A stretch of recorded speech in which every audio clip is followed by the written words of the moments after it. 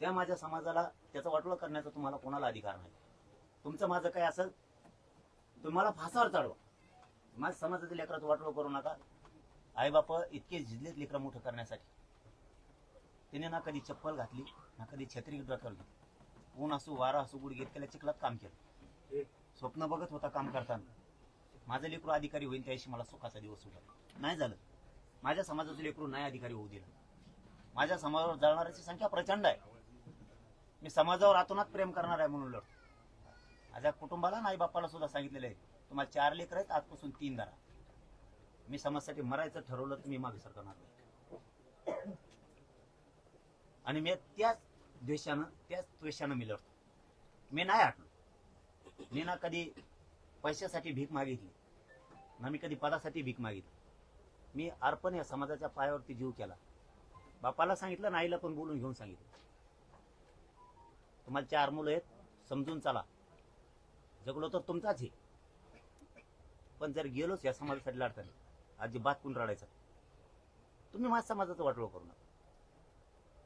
तुम्हाला जे राजकारण करायचं ते करा. माझ्या तळमळीपायी शिंदे साहेबांचे सगळे मंत्री कामात येत आहेत. अजितदादांचे पण काही येतात आणि भाजपचे पण काही येतात.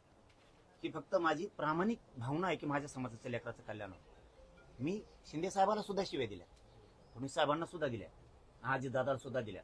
काढून बघा मागचं. मी समाजापुढे नाही सोडत आहे. कारण नेता नेताच असतो, समाज समाजच असतो. हेच समाज तुम्हाला मोठं करणार आहे. त्या समाजाचं कमी वाटोळं करतात.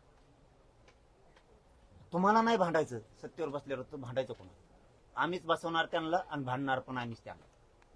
या भूमिकेत मी चालतो. माझ्या समाजाचं लेकराचं नका विनाकारण वाटोळं करू. काय नाही राहिलं समाजजवळ. माझ्या लय हालेत. माझ्या समाजाजवळ काही नाही राहिलं. होता तोवर दानशूरपणानं दिलं आणि ज्याला दिलं त्याचे दिवस आले तर आता तो काहीतरी परत फेड करीन असं वाटलं. ते डायरेक्ट सांगतो मराठ्यांना आरक्षण नाही द्यायचं. तेव शेव समाज आहे. तेव शेव समाज. माझ्या समाजानं यांच्यासाठी ढाल केली. कुणीतरी यांना शिव्या दिल्या तर माझ्या समाजाने शत्रुत्व घेतलं यांच्यासाठी अंगावरती. चाल बोलायचं नाही त्याला. मग आज ज्या समाजाच्या लेकरावरती वेळ आली ना डायरेक्ट मोर्चे सुरू आहे. आधी संतोष देशमुखाचा खून झाला ती खटला सुरू करणार राहू तुम्ही. साधा ती खटला सुरू करत नाहीयेत तुम्ही. अरे आरोपी आहे ना. रोज ती एक जामीन टाकीत आहे म्हणून तुम्ही पुढे चालले. जामीनचा त्याचा जीव निकाल लागन ते लागल. केस सुरू करून घ्या ना तुम्ही.